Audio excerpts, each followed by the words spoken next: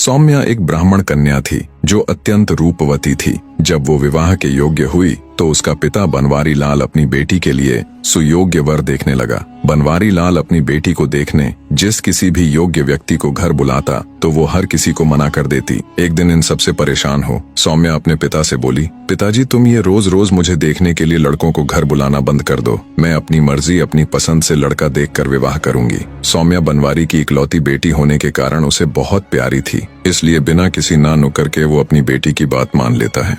जिस नगर में बनवारी अपनी बेटी सौम्या के साथ रहता था उस नगर के ऊपर राजा वज्रदेव का शासन था। वज्रदेव बड़ा प्रतापी और हमेशा अपनी प्रजा के हित में सोचने वाला राजा था। कहानी को आगे बढ़ाते हुए दैत्य दंभिकासुर बोला, तो विक्रमादित्य एक समय ऐसा आया जब उस नगर में चोरियां होने लगी। धीरे धीरे वो चोरियां इतनी बढ़ गईं कि शायद ही कोई ऐसा दिन हो कि नगर में चोरी न हो। नगर के वासी आए दिन होने वाली इन चोरियों से बहुत परेशान थे।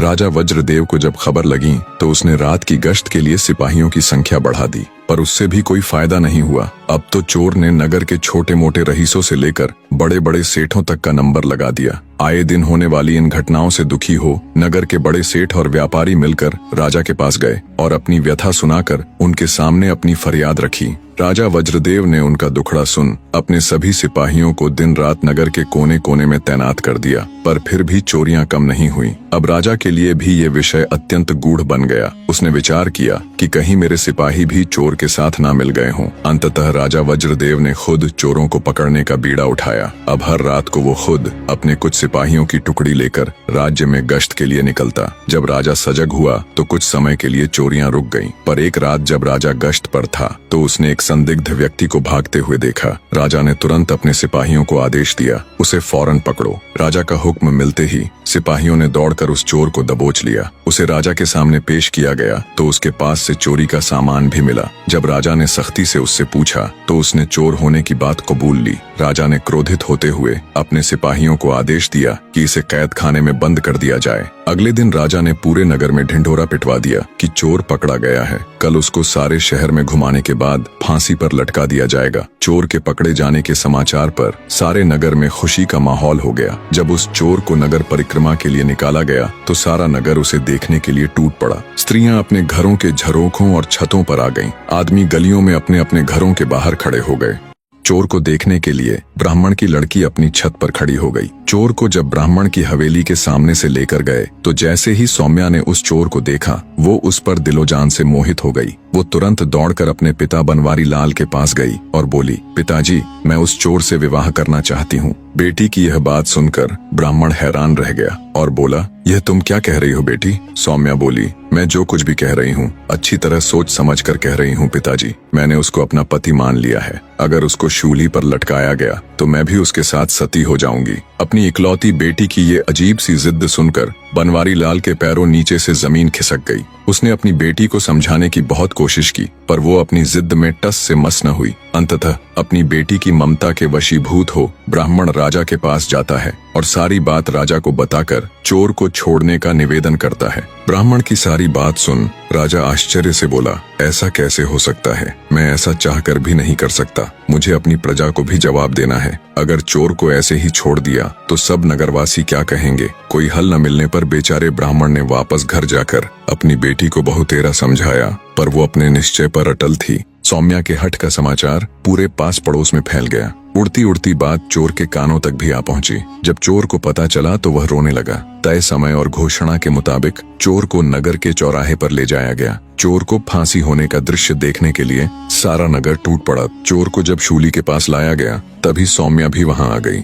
उसके बाल बिखरे हुए थे। उसने बिल्कुल एक वियोगिनी के जैसा वेश बना रखा था। भीड़ के बीच खड़ी हो उसने घोषणा की कि इस चोर को वह अपना पति मान चुकी है और उसके शूली पर चढ़ाए जाने के साथ ही वो भी सती हो जाएगी। उसकी घोषणा सुन वहां मौजूद नगर के लोग उसे समझाने लगे, पर सौम्या ने किसी की भी बात नहीं मानी। चोर को जब इस सारी घटना का पता चला तो वह ठट्ठाकर हंस पड़ा कि वह सती होने वाली है। कुछ समय पश्चात चोर को शूली पर लटका दिया गया। आगे दैत्य दंभिकासुर बोला, तो विक्रमादित्य ब्राह्मण की लड़की सौम्या अपनी घोषणा के अनुसार उस चोर की मृत देह को अपनी गोद में रखकर सती हो गई। उसने अपना वचन निभाया। अब तुम मुझे बताओ कि चोर सौम्या के प्यार की खबर पाकर रोया क्यों और उसके सती होने के इरादे पर ठठाकर हंसा क्यों? उसे तो सौम्या के प्यार की खबर पाकर खुश होना चाहिए था और सती होने की सूचना पर रोना। राजा विक्रमादित्य कुछ सोचकर बोले, सुनो दुष्ट दैत्य, जब चोर को यह पता चला कि ब्राह्मण बनवारी लाल की पुत्री सौम्या उससे प्यार करती है तो वो अपनी तकदीर पर रोया कि अगर सौम्या का प्यार उसे पकड़े जाने से पहले मिल जाता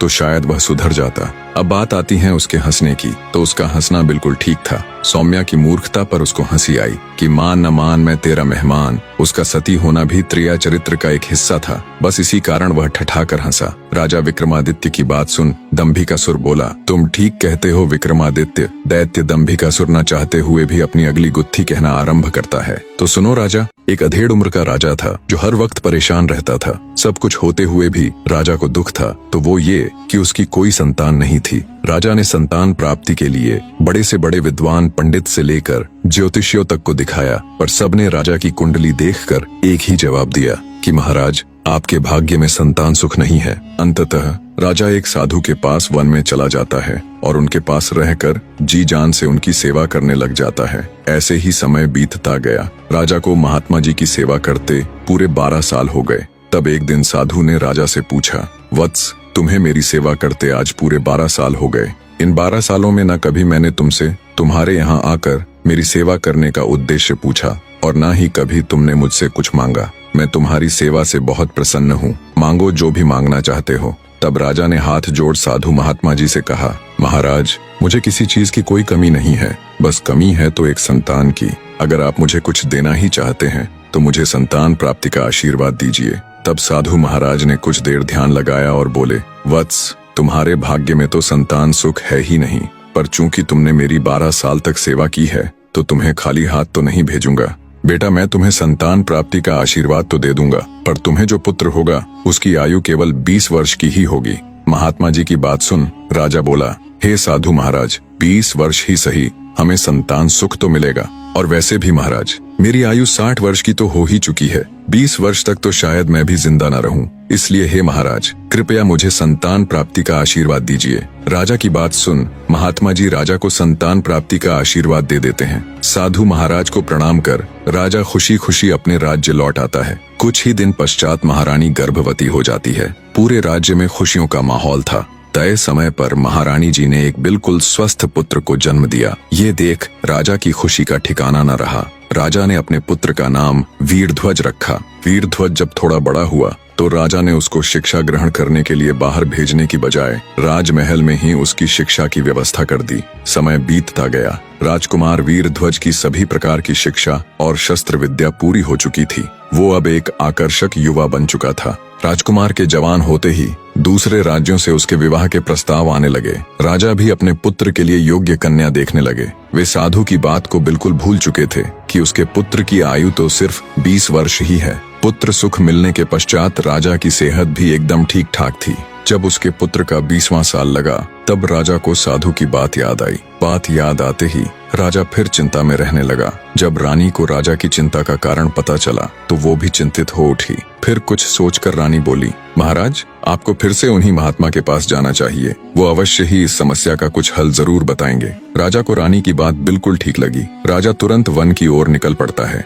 पुत्र के प्राण बचाने के लिए राजा वन में साधु जी के पास जाता है और कहता है, हे साधु महाराज, मेरे पुत्र का 20वां वर्ष लग चुका है। मैं तो सोच रहा था 60 वर्ष की आयु के बाद पता नहीं 20 साल और जीऊंगा भी कि नहीं, पर महाराज, पुत्र प्राप्ति का सुख मिलने से मेरा तो कुछ भी नहीं बिगड़ा, बल्कि अब तो पुत्र में और अधिक मोह हो गया। महाराज, जिस पुत्र को हमने 20 साल तक पाला पोषा उसके साथ रहे, अब उसको ऐसे मरते हुए कतई नहीं देख सकते। इसलिए हे साधु महाराज, कृपया कोई उपाय कीजिए जिससे मेरे पुत्र की मौत टल जाए। राजा की बात सुन साधु महात्मा जी बोले, वत्स, अब मैं कुछ नहीं कर सकता। मैंने तो तुमसे पहले ही कहा था कि तुम्हें पुत्र तो हो जाएगा, पर उसकी आयु केवल 20 वर्ष ही होगी। राजा बोला, नहीं महाराज, ऐसा नहीं हो सकता। आप कुछ भी करके इसका हल निकालिए। पुत्र मोह में राजा साधु महाराज के चरणों को पकड़कर बस एक ही रट लगाए जा रहा था। कुछ कीजिए महाराज। अंततः महात्मा जी बोले, सुनो बेटा, निश्चित काल में तुम्हारे पुत्र की मृत्यु न हो, उसका केवल एक ही उपाय है कि उसका विवाह किसी ऐसी कन्या के साथ कर दिया जाए जो अपने से पहले अपने पति को न मरने दे। इतना सुन राजा को कुछ सुकून मिला। वो साधु महाराज को प्रणाम कर राजमहल वापस लौट आया। राजा ने अपने सैनिकों को हुक्म दिया कि जाओ और राजकुमार के विवाह हेतु ऐसी कन्या ढूंढो जो अपने से पहले अपने पति को ना मरने दे। राजा का हुक्म मिलते ही उसके सैनिक देश के कोने कोने में फैल गए। वो जहां भी जाते हर जगह सब उन्हें यही कहते कि मृत्यु पर भला किसी का वश कैसे चल सकता है, वो किसके हाथ में है। मृत्यु तो जब आनी होगी आकर ही रहेगी, उसे भला कौन टाल सकता है। हर जगह इसी प्रकार के जवाब सुन सिपाही भी निराश हो गए। उन्हें कोई भी ऐसी कन्या नहीं मिली जो खुद से पहले अपने पति को न मरने दे। अंततः जब सिपाहियों की एक टुकड़ी हताश हो थक हार कर वापस लौट रही थी तो रास्ते में उनके आगे आगे 3 लड़कियां चल रही थीं। 3 पक्की सहेलियां आपस में बातें करती हुई जा रही थीं। उनमें एक कुम्हार की, एक सुनार की और एक ब्राह्मण की लड़की थी। कुछ दिन पहले ही उस नगर के राजा की लड़की का विवाह हुआ था, पर विवाह के 1 दिन बाद ही राजा की लड़की के पति की मृत्यु हो गई थी। बस उसी विषय में आपस में चर्चा करती हुई तीनों सहेलियां अपने घर की तरफ जा रही थीं। सबसे पहले ब्राह्मण की लड़की बोली, बहन जो भी हो, पर राजा की लड़की थी बड़ी सुंदर, पर बेचारी के साथ बहुत गलत हुआ जो विवाह होते ही भगवान ने उसके पति को छीन लिया। फिर सुनार की लड़की बोली, ठीक कहती हो बहन, वो है तो बहुत रूपवती। ऐसा सुंदर रूप भगवान हजारों में नहीं बल्कि लाखों में किसी किसी को देता है, पर बेचारी का पति मर गया, अब होनी को कौन टाल सकता है। उन दोनों की बात सुन कुम्हार की लड़की बोली, तुम दोनों क्या जब से बहुत सुंदर थी, बहुत रूपवती थी कि रट लगाए हुए हो? क्या खाक सुंदर थी जो अपने से पहले अपने पति को मरने दिया? ऐसी सुंदरता किस काम की? कुम्हार की लड़की की बात सुन अन्य दोनों सहेलियां बोली, तू उसकी जगह होती तो तू भी क्या कर लेती। उनको जवाब देते हुए कुम्हार की लड़की बोली, अगर मैं राजा की लड़की की जगह होती तो अपने जीते जी अपने पति को कतई मरने न देती, चाहे उसके लिए मुझे कुछ भी करना पड़ता। पीछे चल रहे सिपाहियों ने उन तीनों सहेलियों की आपस की सारी बातें सुन ली। सारी बातें सुन सिपाहियों के मन में तुरंत राजा के हुक्म वाली बात कौंधी कि जाओ जाकर ऐसी कन्या ढूंढो जो अपने से पहले अपने पति को ना मरने दे। सिपाहियों ने तुरंत उन लड़कियों को रोककर उनसे उनका नाम पता सब ले लिया और राजमहल आकर सभी बातें विस्तार पूर्वक ज्यों की त्यों राजा को बता दी। सिपाहियों की बात सुन राजा के मन में उम्मीद की एक किरण उभरी। उसने तुरंत अपने साथ अपने मंत्री व अन्य कुछ राजसभा के विद्वान सदस्यों को लिया और निकल पड़ा सिपाहियों के बताए गए गांव की ओर। कुछ घंटों का रास्ता तय कर राजा अपने आदमियों के साथ कुम्हार के घर पहुंच गया। राजा के साथ मौजूद मंत्री ने लड़की के पिता यानी कुम्हार को राजा का पूरा परिचय दिया और उसकी लड़की से राजा के लड़के के विवाह की बात सामने रखी। बेटी के लिए रिश्ता और वो भी राजा के लड़के का। ये बात सुन कुम्हार सन्न रह गया। उसको ऐसे देख मंत्री बोला, क्यों भाई कहाँ खो गए? तब उसने राजा व उसके आदमियों को आदर सत्कार सहित बिठाकर जलपान कराया और भागकर अपने आसपास रहने वाले अपनी जाति के लोगों के पास जाकर जब उन्हें सारी बात बताई तो उनमें कुछ लोगों ने तो मना कर दिया कि हम अपनी लड़की की शादी दूसरी जाति में नहीं करेंगे, चाहे वो कोई भी हो। पर तभी जाति के कुछ समझदार बुजुर्ग बोले, क्या पागलों जैसी बातें कर रहे हो तुम? अरे राजा के लड़के का रिश्ता आया है, ये बात हमारे लिए किसी सपने या किसी खजाने से कम नहीं है। जरा सोच कर देखो मूर्खों, हमारा भी राजपाट में हिस्सा होगा, हमें भी राज परिवार के साथ जोड़कर देखा जाएगा। बुजुर्ग कुम्हार की बात सभी के दिमाग में बैठ गई। सबकी सहमति पाकर कुम्हार अपनी बेटी को राजा के लड़के के साथ ब्याहने के लिए खुशी खुशी राजी हो गया। राजा ने लड़के के 20वें जन्मदिन यानी जिस दिन उसकी मृत्यु होनी थी उसी दिन को शादी के लिए चुना। दोनों तरफ से विवाह की तैयारियां जोरों शोरों से होने लगी। दिन बीते और आखिर वो दिन आ ही गया जब राजा के लड़के का विवाह कुम्हार की बेटी के साथ होना था। विवाह से ठीक पहले राजा ने नम आंखों से अपने बेटे की होने वाली पत्नी यानी कुम्हार की बेटी को अपने बेटे के संबंध में शुरू से लेकर आखिर तक सारी बातें बता दी कि कैसे उसने 12 साल तक एक संत महात्मा जी की सेवा करके अपने बेटे वीरध्वज को पाया था और आज सिद्ध महात्मा जी के कहे अनुसार उसके बेटे की जिंदगी का आखिरी दिन है। सारी दास्तान बता। राजा बोला, सुनो बेटी, अब मेरे पुत्र की जिंदगी तुम्हारे हाथ में है। कैसे भी करके अगर आज आधी रात तक तुम इसकी मृत्यु को टाल दोगी तो फिर नया दिन शुरू हो जाएगा और वीरध्वज के ऊपर आई ये मृत्यु रूपी भारी विपदा टल जाएगी। राजा की पूरी बात सुन कुम्हार की बेटी जिसका नाम शौर्यवती था को एक बार तो धक्का लगा, पर फिर एक अदम्य साहस के साथ वो राजा से बोली, आप चिंता मत कीजिए महाराज, मेरे जीते जी मैं आपके बेटे को कुछ नहीं होने दूंगी। शौर्यवती की बात सुन और उसका आत्मविश्वास देख राजा को बहुत तसल्ली मिली। शाम का समय हो चला था। शुभ मुहूर्त के समय पंडित ने विवाह हेतु शौर्यवती और वीरध्वज को शादी के मंडप में बुला लिया और मंत्र पढ़ने लगा। तभी एक सांप फुफकारता हुआ राजकुमार वीरध्वज को डसने के लिए वहां आया। सांप जैसे ही उसके नजदीक आया तो चौकन्नी होकर बैठी शौर्यवती की नजर उस पर पड़ गई। उसे समझते देर न लगी कि ये सांप उसके पति को खाने के लिए ही यहाँ आया है। उसने अपना हाथ आगे बढ़ाया और सांप को पकड़कर उसके मुख को अपने एक पैर के नीचे दबाकर बैठ गई। ईश्वर की मर्जी कहो या उनका चमत्कार, वहाँ मौजूद किसी भी व्यक्ति की नजर उस सांप पर नहीं पड़ी। कुम्हार की बेटी सांप के मुख को अपने एक पैर के नीचे दबाकर बैठी रही। कुछ देर बाद उस सांप की पत्नी वहाँ आई और कुम्हार की लड़की से बोली, मेरे पति को तुम क्यों अपने पैर के नीचे दबाकर बैठी हो? कृपया उसे छोड़ दो, अन्यथा इस हालत में उसके प्राण निकल जाएंगे। नागिन की बात सुन शौर्यवती बोली, तुम्हारा पति यहाँ किसी की भलाई में थोड़े ही न आया था। वो मेरे पति को डसकर उसके प्राण हरने के लिए यहाँ आया था। अगर मैंने उसे छोड़ा तो वो फिर से मेरे पति को डसने की कोशिश करेगा। तब नागिन बोली, नहीं, अब वो ऐसा नहीं करेगा। मैं वचन देती हूँ, तुम्हारे छोड़ते ही मैं अपने पति को यहाँ से लेकर चली जाऊंगी। पर तुम्हारे पति की मृत्यु तो आज निश्चित है, ऐसे नहीं तो किसी और रूप में सही। नागिन के वचन भरने पर शौर्यवती ने सांप के मुख के ऊपर से अपना पैर हटाकर उसे आजाद कर दिया। नागिन अपने वचन अनुसार बिना किसी को कोई हानि पहुंचाए अपने नाग के साथ चुपचाप वहां से चली गई। कुम्हार की लड़की नागिन की चेतावनी से और अधिक सजग होकर बैठ गई। कुछ देर में शौर्यवती और वीरध्वज का विवाह ठीक से संपन्न हो गया। रात का पहला पहर शुरू हो चुका था। कुम्हार की लड़की ने अपने पति को राजमहल के आंगन में बीचों बीच पलंग डालकर सुला दिया। आज की रात उसे कैसे भी करके अपने पति को मरने नहीं देना था। पति की मृत्यु को टालने के लिए उसने पलंग के एक कोने पर दिया जलाकर रख दिया और हाथ जोड़कर प्रार्थना की, हे अग्निदेव, आज की रात पलंग के इस कोने की जिम्मेवारी आपकी है। अगर मेरी पतिव्रता सच्ची है तो मेरे पति की रक्षा करना।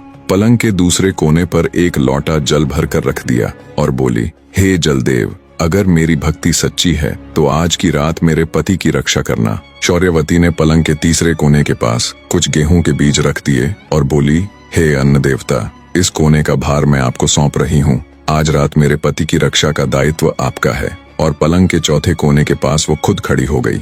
जब नाग उसके पति को मारने में असफल हो गया तो अब की बार धर्मराज ने राजा के लड़के के प्राण हरने के लिए खुद बेमाता को भेजा। कहानी को बीच में रोककर आपको बताता चलूं कि बेमाता भी धर्मराज की एक खास इकाई है। जैसे यमराज और यम के दूत होते हैं, कहते हैं बेमाता का लिखा हुआ कोई भी नहीं टाल सकता। बेमाता जब राजा के लड़के के प्राण लेने आई तो उसे पलंग के पहले कोने पर अग्निदेव का पहरा मिला। बेमाता को देख अग्निदेव बोले, अगर तुम मेरे ऊपर से जाकर राजा के लड़के के प्राण हरोगी तो मेरा तो कोई आदर मान ही नहीं रहेगा। मैं ही हूँ जो जीने से लेकर मृत्यु तक हर व्यक्ति को पवित्र करता हूँ। अगर तुम मेरा निरादर करके उसके प्राण लोगी तो मेरा तो अस्तित्व ही खत्म हो जाएगा। फिर बेमाता पलंग के दूसरे कोने के पास जाती है तो वहाँ उसे जल देवता मिलते हैं। वो भी वही बात कहते हैं, अगर तुम मेरा निरादर करके राजा के लड़के के प्राण हरोगी तो कौन मुझे देवता मानेगा, मेरा तो अस्तित्व ही मिट जाएगा। जब वो पलंग के तीसरे कोने पर जाती है तो वहाँ उसे अन्न देवता का पहरा मिलता है। वो भी वही बात कहते हैं। बेमाता अन्न देवता की बात भी मान लेती है। जब वो पलंग के चौथे यानी आखिरी कोने के पास जाती है तो उन्हें देखते ही कुम्हार की लड़की भागकर बेमाता के पास आकर उसके पैर दबा देती है। जैसे ही शौर्यवती बेमाता के पैर दबाती है तो वे बोल पड़ती हैं, सदा सुखी रहो, सदा सुहागन रहो, भगवान तुम्हारी जोड़ी बनाए रखे। बेमाता जल्दबाजी में ये सब बोल जाती है। उसे ध्यान ही नहीं रहा कि वो यहाँ उसे आशीर्वाद देने नहीं बल्कि उसके पति के प्राण लेने के लिए आई है। अब मुख से शब्द तो निकल चुके थे। बेमाता कुम्हार की लड़की से बोली, तुमने तो बड़ा गजब कर दिया। मैं यहाँ तुम्हारे पति के प्राण लेने के लिए आई थी। इसकी तो सिर्फ आज की ही आयु है। आज इसे धर्मराज के घर पेश होना है, पर तुमने तो छल से मेरे ही कान काट लिए। जल्दी से मैं मेरे पैर दबाकर मुझसे ही सदा सुहागन का आशीर्वाद ले लिया। तब शौर्यवती बोली, तो और मैं क्या करती माता, अपने पति को अपने से पहले कैसे मरने देती। अब देख लो माता, या तो आप अपने वचनों से हारी हो जाओ, अन्यथा इन्हें जीवित छोड़ दो। शौर्यवती की बात सुन बेमाता सोच में पड़ जाती है। आखिर ये हुआ तो हुआ क्या। फिर कुछ सोचकर वो बोली, देखो बेटी, तुम्हारे पति की आयु तो आज खत्म हो जाएगी, पर एक रास्ता है, तुम अपनी आयु में से आधी अपने पति को दे सकती हो। बेमाता की बात सुन कुम्हार की लड़की को अपार शांति मिली। वो बोली, मैं अपनी आधी आयु अपने पति को देने को तैयार हूँ माता। कृपया बताइए कि इसके लिए मुझे क्या करना होगा। बेमाता युक्ति बताते हुए बोली, जैसे ही सुबह का सूर्योदय हो तो तुम्हें सूर्यदेव को एक लोटा जल चढ़ाकर प्रार्थना करनी है कि हे सूर्यदेव, बेमाता के वचन अनुसार मेरी अपनी मर्जी से मेरी आधी आयु मेरे पति को लग जाए। जब तुम इतना कहोगी तो तेरी आधी आयु तेरे पति को लग जाएगी और तुम दोनों की आयु बिल्कुल बराबर हो जाएगी। इतनी युक्ति बता बेमाता वहां से चली गई। सुबह होते ही जैसा बेमाता ने बताया था, शौर्यवती ने वैसा ही किया। बेमाता के वचनों सहित उगते सूर्य देव के आगे प्रार्थना करने पर उसके पति की मृत्यु टल जाती है और इस प्रकार वो अपने पति के प्राण बचा लेती है। राजा सहित पूरे राज्य में खुशी का माहौल था। कहते हैं, जब से ही सदा सुहागन का आशीर्वाद चलता आ रहा है और जब से ही कुम्हार जाति को राजवंश का हिस्सा मानते हुए प्रजापति कहकर पुकारा जाता है। इतनी कहानी कह दैत्य दंभिकासुर राजा विक्रमादित्य से बोले, अब तुम मुझे ये बताओ राजा विक्रमादित्य, राजा के लड़के की रक्षा कर रहे चारों में से कौन बड़ा, अग्निदेव, जलदेव, अन्न देवता या फिर वो कुम्हार की लड़की? दंभिकासुर की बात का मुस्कुराकर जवाब देते हुए राजा विक्रमादित्य बोले, ये तो बहुत आसान सा सवाल है दुष्ट राक्षस। भले ही वे तीनों देवता हो, भले ही उनको पूजा जाता हो, भले ही उनका कद बहुत ऊंचा हो, पर यहाँ तो कुम्हार की लड़की उनसे भी बड़ी हो गई, जिसने न केवल अपने पति की जिंदगी बचाने के लिए थाना बल्कि स्वयं की आधी जिंदगी देकर उसे मृत्यु से बचाकर अपनी थानी हुई बात को पूरा भी करके दिखाया। इसलिए वो देवताओं से भी बड़ी हो गई। राजा विक्रमादित्य की बात सुन दैत्य दंभिकासुर बड़ा हताश सा होकर बोला, तुमने ठीक कहा विक्रमादित्य। हर सवाल का जवाब दैत्य दंभिकासुर को एक साधारण इंसान बना रहा था। दंभिकासुर को चुप देख राजा विक्रमादित्य बोले, पूछो दुष्ट राक्षस अपना अगला सवाल, अब तुम्हारे पास जीने के लिए ज्यादा वक्त नहीं है। राजा विक्रमादित्य की बात सुन दैत्य दंभिकासुर बोला, विक्रमादित्य, माना कि तुम बुद्धि में तेज हो, पर अब भी मेरे 2 सवाल बचे हैं। याद है ना, एक भी गलत जवाब और तुम्हारा खेल खत्म। मेरी अगली गुत्थी सुनो विक्रमादित्य। शशिबाला जैसे ही जवान हुई उसके रूप यौवन के चर्चे दूर दूर तक फैल गए। एक तो शशिबाला कंचनपुर नरेश की इकलौती संतान थी, दूसरा वो इतनी खूबसूरत थी कि कोई अगर पल भर के लिए भी उसे देख ले तो पूरी जिंदगी भुला न सके। अत्यधिक सुंदर और इकलौती संतान होने के कारण आस पड़ोस तथा दूर दराज के राज्यों से राजकुमारों के रिश्ते उसके लिए आने लगे। राजकुमारी के लिए इतने रिश्तों को देख एक ओर तो कंचनपुर नरेश अत्यंत प्रसन्न थे, पर दूसरी ओर स्तब्ध भी थे कि राजकुमारी के लिए किस रिश्ते को स्वीकारे और किसको ठुकराए। आखिर उन्होंने राजकुमारी शशिबाला से ही हर रिश्ते पर विचार विमर्श करना शुरू कर दिया, मगर राजकुमारी ने उनमें से किसी भी रिश्ते को स्वीकार नहीं किया। धीरे धीरे समय गुजरने लगा। कंचनपुर नरेश को चिंता सताने लगी कि एक से बढ़कर एक राजकुमार का रिश्ता आ रहा है, पर राजकुमारी तो हर रिश्ते को ठुकरा देती है। आखिर इसके मन में क्या है, आखिर यह चाहती क्या है? एक दिन नरेश ने अपनी बेटी से पूछ ही लिया, बेटी, तू हर रिश्ते को ठुकरा रही है, इसका क्या कारण है? क्या तुझे उनमें से कोई भी राजकुमार पसंद नहीं? राजकुमारी शशिबाला बोली, नहीं पिताजी, इनमें कोई भी राजकुमार मेरे योग्य नहीं है। कंचनपुर नरेश थोड़ा चिंतित होता हुआ बोला, मगर बेटी, तुम्हारी नजर में योग्यता का मानदंड क्या है? राजकुमारी शशिबाला बोली, पिताजी, मैंने ऐसा तो कोई मानदंड नहीं बनाया, पर जिसके साथ मेरा विवाह हो उसमें कुछ तो विशेषता हो, कोई तो खूबी हो। बेटी की बात सुन नरेश बोला, बेटी, क्यों न तुम विवाह के लिए आने वाले राजकुमारों की परीक्षा लेकर देखो। बिना परीक्षा के निर्णय लेना उचित नहीं। पिता की बात राजकुमारी शशिबाला को बिल्कुल उचित लगी। उसने हामी भरते हुए कहा, आप ठीक कह रहे हैं पिताजी, मैं आगे से ऐसा ही करूंगी। कुछ दिन बाद ही एक राजकुमार राजकुमारी के साथ विवाह का प्रस्ताव लेकर हाजिर हुआ। नौकरों ने उसे अच्छे से बिठाकर जलपान कराया और राजकुमारी शशिबाला को खबर कर दी। खबर मिलते ही राजकुमारी जब उसकी परीक्षा लेने के लिए आई तो राजकुमारी को जैसे ही राजकुमार ने देखा वो स्तब्ध होकर उसकी सुंदरता को देखता रह गया। आते ही राजकुमारी ने भी एक नजर राजकुमार को देखा और बोली, तुम में ऐसा क्या विशेष गुण है जो मुझसे विवाह करना चाहते हो? राजकुमार बड़े आत्मविश्वास के साथ बोला, मैं त्रिकालदर्शी हूँ। मैंने सालों वन में कठिन तप करके एक सिद्ध योगी से इस विद्या को ग्रहण किया है। मैं किसी का भी भूत, भविष्य और वर्तमान बिल्कुल ठीक ठीक बता सकता हूँ। राजकुमार की बात सुन राजकुमारी बोली, ओह ऐसा है, तो क्यों ना तुम मेरा भविष्य बताओ। फिर कुछ सोचकर राजकुमारी रुक गई और बोली, नहीं नहीं, भविष्य को भविष्य ही रहने दो, तुम मुझे मेरे भूतकाल के बारे में कुछ बताओ। राजकुमारी के इतना कहने पर राजकुमार ने कुछ देर ध्यान लगाया, फिर बोला, राजकुमारी जी, आपने अभी तक बहुत से राजकुमारों के विवाह प्रस्ताव ठुकराए हैं और अंततः आप अपने पिता के कहने पर राजकुमारों की परीक्षा लेने को राजी हुई हो। राजकुमार की बात सुन राजकुमारी उसकी विशेषता से प्रभावित होती हुई बोली, तुमने बिल्कुल सही कहा। मुझे तुम्हारी विशेषता वाकई में बहुत दिलचस्प लगी, पर मुझे सोचने के लिए थोड़ा समय चाहिए, तब तक आप अतिथि गृह में ठहरें।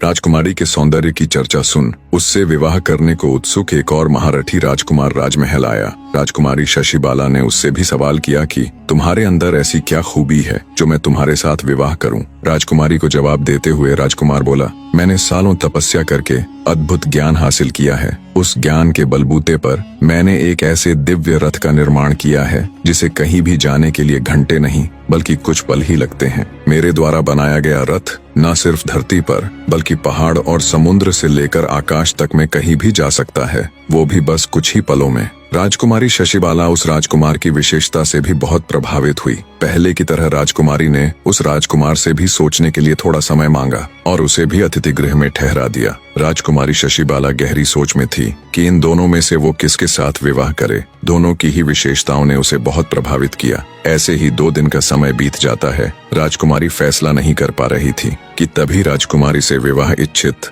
एक और महारथी राजकुमार राजमहल में पधारा। राजकुमारी शशिबाला ने उसके सामने भी वही प्रश्न दोहराया। राजकुमार ने बड़ी शालीनता से जवाब दिया, राजकुमारी जी, मैंने सालों कठिन अभ्यास करके भाला चलाने में ऐसी कुशलता प्राप्त कर ली है कि मैं अगर आंख बंद करके भी अपने भाले से किसी पर वार करूं तो सामने वाला कितना भी शक्तिशाली क्यों ना हो, मेरे एक ही वार में ढेर हो जाएगा। राजकुमारी शशिबाला उस महारथी राजकुमार की विशेषता से भी बहुत प्रभावित हुई। राजकुमारी ने बाकी राजकुमारों की तरह उसे भी अतिथि गृह में ठहरा दिया और अपने पिता के साथ सलाह मशवरा करके अपना निर्णय देने के लिए एक निश्चित दिन मुकर्रर कर दिया। राजकुमारी इसी बीच तीनों राजकुमारों के विषय में गंभीरता से सोचती रही। आखिर निर्णय का दिन आ गया। निश्चित तिथि पर तीनों राजकुमार बन ठनकर राज दरबार में उपस्थित हुए।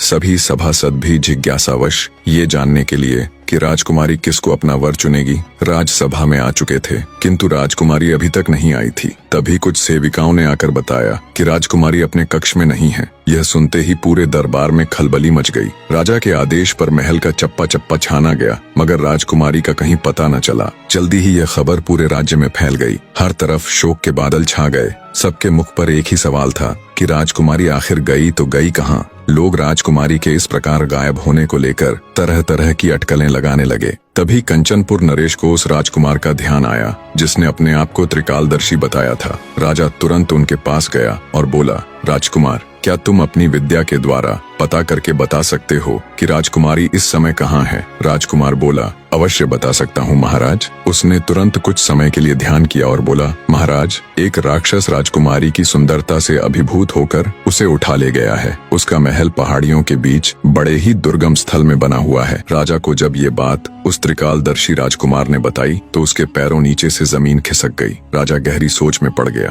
तभी दूसरा यानी दिव्य रथ वाला राजकुमार राजा के पास आया और बोला, आप चिंता मत कीजिए महाराज, चाहे उस राक्षस का ठिकाना कितनी ही दुर्गम पहाड़ियों में क्यों ना हो, मेरा दिव्य रथ पल भर में ही हमें वहां पहुंचा देगा। अब सवाल ये रह गया कि उस खूंखार राक्षस का सामना कौन करेगा। तब तीसरा राजकुमार, जिसे अपने भाले पर पूर्ण विश्वास था, सामने आया और बोला, महाराज, आप चिंता मत कीजिए, उस राक्षस से मैं निपट लूंगा। राजा से आज्ञा ले तुरंत तीनों राजकुमार दिव्य रथ में बैठकर राक्षस के ठिकाने पर जा पहुंचे। भाले वाले महारथी राजकुमार ने जब राक्षस को देखा तो उसने अपनी पूरी ताकत से राक्षस को भाला फेंक कर मारा। महारथी राजकुमार का प्रहार इतना तेज था कि उसके द्वारा छोड़ा गया भाला राक्षस की छाती को चीरते हुए उसके सीने के पार हो गया, जिससे तुरंत राक्षस के प्राण पखेरु उड़ गए। राजकुमारों ने राजकुमारी को अपने साथ रथ में बिठा लिया और कुछ ही पलों में वो सकुशल राजमहल पहुंच गए। राजकुमारी शशिबाला को बिल्कुल ठीक ठाक देख राजा सहित पूरी प्रजा में खुशी की लहर दौड़ गई। राजा ने तीनों राजकुमारों का हाथ जोड़कर शुक्रिया किया। फिर से सभा बैठाई गई। सभी सभासद और राजकुमार अपने अपने स्थान पर बैठ गए। इतनी कहानी कह दैत्य दंभिकासुर बोला, बताओ विक्रमादित्य, उन तीनों में से राजकुमारी किसको अपना वर चुनेगी? कुछ देर विचार कर राजा विक्रमादित्य बोले, राजकुमारी शशि बाला उस भाले वाले महारथी राजकुमार को अपना वर चुनेगी। राजा विक्रमादित्य की बात सुन दैत्य दंभिकासुर बोला, ऐसा क्यों विक्रमादित्य? क्योंकि राजकुमारी को बचाने में तो तीनों ही राजकुमारों का हाथ था, फिर राजकुमारी उस महारथी राजकुमार को ही क्यों चुनेगी? क्या सिर्फ इसलिए कि उसने उस राक्षस का वध किया था? राजा विक्रमादित्य बोले, नहीं कपटी राक्षस, त्रिकालदर्शी राजकुमार को न चुनने का कारण ये था कि अगर वो राजकुमारी का पता न भी लगाता तो भी राजा की फौज 2-4 दिन में उसका पता लगा ही लेती। अब बात आती है दिव्य रथ वाले राजकुमार को न चुनने के कारण की, तो रास्ता भले ही कितना भी दुर्गम था, देर से ही सही पर राजा के लोग उस राक्षस के ठिकाने पर पहुंच तो जाते ही। अब बात आती है उस महारथी राजकुमार को चुनने की वजह की, तो राजकुमारी के पास एक नहीं बल्कि इसके 2 मुख्य कारण थे। पहला तो ये कि राक्षस का पता लगाना और उस तक पहुंचना तो संभव था, पर राजा के पास ऐसा कोई भी योद्धा नहीं था जो राक्षस का सामना कर सके। और दूसरा और सबसे मुख्य कारण ये कि राजकुमारी राजा की इकलौती संतान थी, तो उसे पति के रूप में एक ऐसा शक्तिशाली व्यक्ति चाहिए था जो उसके पिता के पूरे राज्य को भी संभाल सके, जो कि वो महारथी राजकुमार पूर्ण रूप से था। विक्रमादित्य की बात सुन दैत्य दंभिकासुर बोला, तुमने ठीक कहा विक्रमादित्य। दैत्य दंभिकासुर ना चाहते हुए भी अपनी आखिरी यानी 7वीं गुत्थी सुनाना आरंभ करता है। तो सुनो राजा, एक बला की खूबसूरत लड़की कुएं पर पानी भर रही थी। नगर नरेश जब उधर से गुजरा तो उसकी नजर उस नवयौवना पर पड़ गई। इतनी सुंदर नारी राजा ने अपने पूरे जीवन काल में नहीं देखी थी। पास जा जब राजा ने उस लड़की से उसका नाम पता पूछना चाहा तो बिना कोई उत्तर दिए वो चुपचाप वहां से भाग गई। मंत्रमुग्ध सा हो राजा भी अपने घोड़े पर बैठ लड़की के पीछे पीछे हो लिया। सहमी हुई लड़की भागकर अपने घर में घुस गई और अपने पिता से बोली, पिताजी, कोई अनजान व्यक्ति मेरे पीछे पीछे आ रहा है। लड़की का पिता जब तक कुछ समझ पाता तब तक राजा भी उस लड़की के पीछे पीछे उसके घर के अंदर आ गया। जब लड़की के पिता ने राजा को देखा तो उसने तुरंत राजा को पहचान लिया। व्यक्ति हाथ जोड़कर बोला, महाराज, एक गरीब के घर आपका कैसे आना हुआ? राजा बोला, अगर तुम्हें कोई परेशानी ना हो तो मैं तुम्हारी बेटी के साथ विवाह करना चाहता हूँ। राजा की बात सुन हैरान ब्राह्मण बोला, महाराज, भला मुझे क्या परेशानी होगी? उल्टा मैं तो बहुत खुश हूँ कि मेरी बेटी रानी बनेगी। दूसरे कक्ष में खड़ी ब्राह्मण कन्या ने जब सारी बात सुनी तो वो भी शर्मा गई। ब्राह्मण ने खुशी खुशी तुरंत सारा ताम झाम कर अपनी बेटी का विवाह राजा के साथ कर दिया। राजा अपनी नवविवाहिता पत्नी को अपने साथ घोड़े पर बैठा राजमहल की तरफ चल पड़ा। चलते चलते रात का समय हो गया और रास्ते में एक घना जंगल लगता था। जब राजा उस जंगल में से निकलने लगा तो ब्राह्मण कन्या बोली,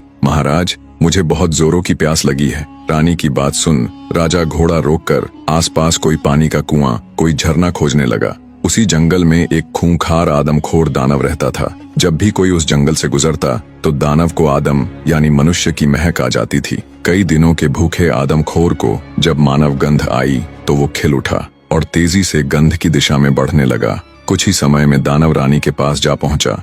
रानी ने जब अपने सामने एक खूंखार आदमखोर दानव को देखा तो उसकी चीख निकल गई। पानी खोजने गया राजा रानी की चीख सुनते ही घबरा गया और तुरंत भागकर वापस आया। देखा तो उसकी नवविवाहिता पत्नी एक खूंखार दानव की कैद में है। राजा हाथ जोड़कर रानी को छोड़ने के लिए दानव के सामने मिन्नतें करने लगा। अब दानव तो कई दिनों का भूखा था, इसलिए उस पर राजा की मिन्नतों का कोई असर नहीं हुआ। तब राजा बोला, सुनो राक्षस, मैं इस नगर का राजा हूँ। अगर तुम मेरी पत्नी को छोड़ दोगे तो मैं हर सप्ताह तुम्हारे भोजन के लिए किसी हष्ट-पुष्ट व्यक्ति को तुम्हारे पास भेज दिया करूंगा। ये मेरा वचन है। दानव सोचने लगा, अगर मैं आज राजा की पत्नी को खा लेता हूँ तो मेरी सिर्फ आज की भूख मिटेगी, पर अगर मैं इसे छोड़ देता हूँ तो हर सप्ताह मुझे बैठे बिठाए ताजा स्वादिष्ट गोश्त खाने को मिलेगा। ये विचार कर दानव ने राजा की पत्नी को छोड़ दिया और बोला, तुम्हारे पास 7 दिन का समय है। अगर तुमने अपना वचन नहीं निभाया तो याद रखना, मैं तुम्हारे महल में घुसकर किसी को भी जीवित नहीं छोड़ूंगा।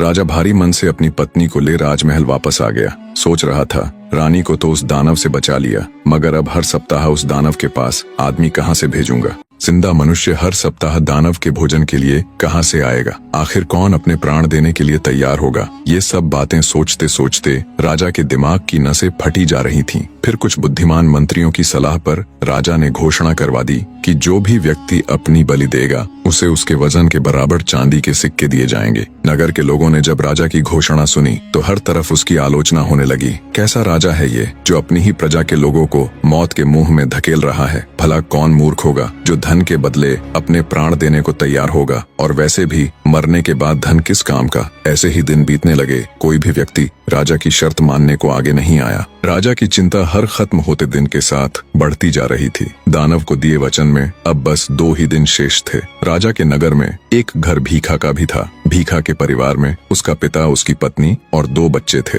भीखा मेहनत मजदूरी करके बड़ी ही मुश्किल परिस्थितियों में अपने परिवार का लालन पालन करने की नाकाम कोशिश कर रहा था, क्योंकि हर रोज उसे काम भी नहीं मिलता था। परिवार की स्थिति इतनी दयनीय थी कि जिस दिन भीखा को काम नहीं मिलता उस दिन परिवार के सदस्यों को भूखा ही सोना पड़ता। भीखा के बाप ने भीखा को राजा की घोषणा के बारे में बताकर उसे राजा के पास जाने की सलाह दी। पिता के मुख से ऐसी बात सुन भीखा का हृदय मारे दुख के छलनी हो गया, पर बेचारा करता भी तो क्या। वो पिता की बात से सहमत हो गया और अत्यंत भारी हृदय से राजा के पास चला जाता है और कहता है, मैं उस दानव के पास जाने के लिए तैयार हूँ। भीखा की बात सुन राजा को कुछ शांति मिली। सिपाहियों की निगरानी में भीखा को दानव के पास जाने के लिए विदा कर दिया जाता है। बेचारा भीखा चलता जाता और सोचता जाता। चलते चलते अचानक वो जोर जोर से हंसने लगा और फिर रोने। फिर कुछ सोचकर वो दृढ़ निश्चय कर उस दानव के पास जाता है। भूख से तिलमिला रहे दानव ने उसे देखा तो तुरंत उस पर झपट पड़ा,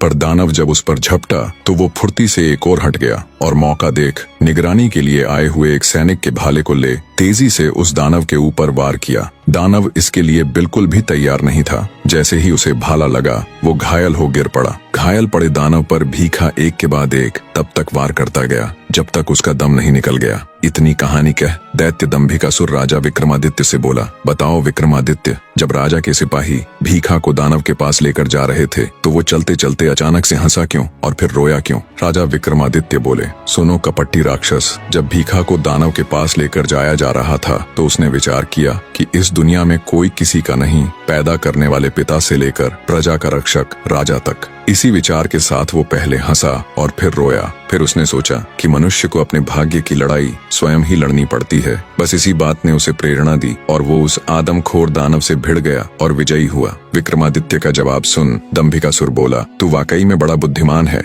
विक्रमादित्य, पर अफसोस इस बात का है कि अब तू मेरे हाथों मरने वाला है। आखिर कैसे अंत हुआ दैत्य दंभिकासुर का? जब राजा विक्रमादित्य दैत्य दंभिकासुर के 7वें यानी आखिरी प्रश्न का उत्तर देते हैं तभी आकाश में जोर से बिजली की गर्जन हुई और दंभिकासुर के गले में देवताओं के वरदान स्वरूप पहनी गई हड्डियों की माला धूमिल होते हुए गायब हो गई। देवताओं का दिया वरदान खत्म हो चुका था। ये देख एक बार तो दैत्य हिचकिचाया। अपनी विशाल गदा को उठाकर गर्जना करते हुए दंभिकासुर बोला, तू वाकई में बड़ा बुद्धिमान है विक्रमादित्य, पर अफसोस इस बात का है कि तू अब मेरे हाथों मरने वाला है। तू क्या समझता था कि मैं देवताओं के वरदान के सहारे जिंदा हूँ? नहीं, अरे तेरे जैसे कीड़े को मसलने के लिए मुझे किसी वरदान की आवश्यकता नहीं। दैत्य दंभिकासुर की बात सुन राजा विक्रमादित्य भी चौकस हो अपनी तलवार संभाल लेते हैं और कहते हैं, दुष्ट राक्षस, वरदान टूटा पर तेरा अहंकार नहीं। तुझे अब भी तेरा अंत नजर नहीं आ रहा। अहंकार व्यक्ति को अंधा बना देता है। आज तेरा अंत निश्चित है दुष्ट दानव।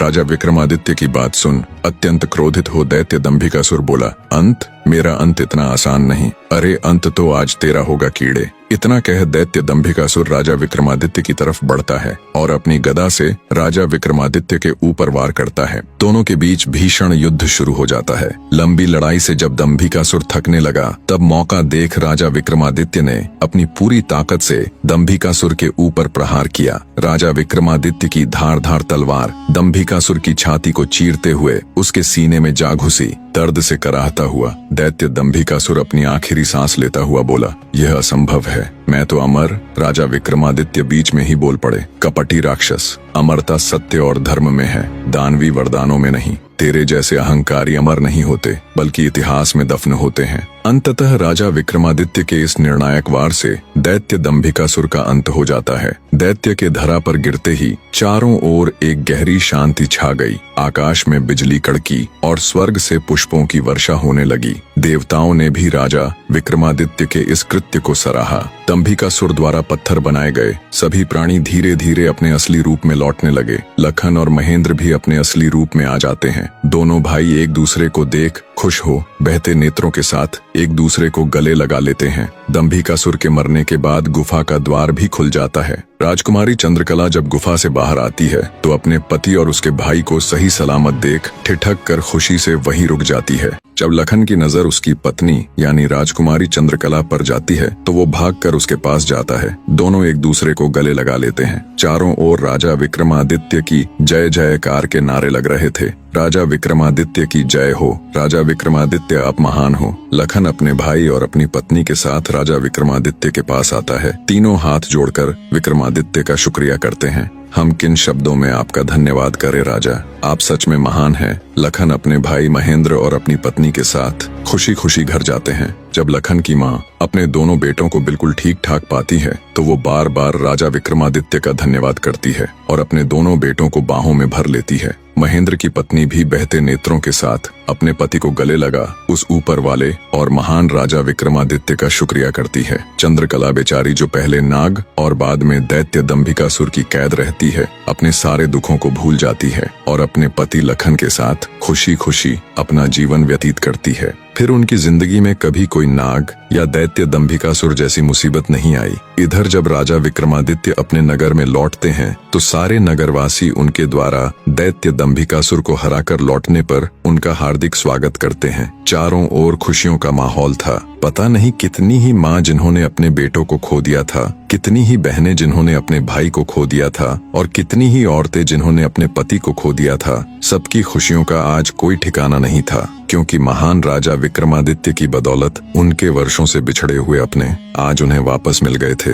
अंततः इस महान गाथा का निष्कर्ष दैत्य दंभिकासुर केवल एक राक्षस नहीं था, वह उस अहंकार, क्रूरता और न्याय के विरोध का प्रतीक था जो दुनिया में बार बार अलग अलग रूपों में सामने आते हैं। उसने वरदानों के सहारे खुद को अमर समझ लिया, मगर वह यह भूल गया था कि अमरता किसी चमत्कार से नहीं, सत्य, धर्म और सेवा से अर्जित होती है। राजा विक्रमादित्य ने हमें यह सिखाया कि धैर्य, बुद्धि, साहस और न्याय से बड़े से बड़ा अभिशाप भी समाप्त किया जा सकता है। उन्होंने युद्ध किया केवल दैत्य से नहीं, बल्कि मानवता को जकड़े हुए भय से, अंधकार से और उस अहंकार से जो खुद को भगवान से ऊपर समझने लगता है। इस कथा में बसंत और महेंद्र की भाईचारे की मिसाल, चंद्रकला की निष्ठा और प्रेम और पत्थर बने निर्दोषों का दोबारा जीवन पाना यह दिखाता है कि सच्चाई चाहे जितनी भी देर से सामने आए, लेकिन जब आती है तो सब कुछ बदल देती है। और अंत में जब आकाश से पुष्प बरसते हैं तब यह सिद्ध होता है कि देवता और वो ऊपर वाला भी उन्हीं के साथ होता है जो धर्म के मार्ग पर चलते हैं।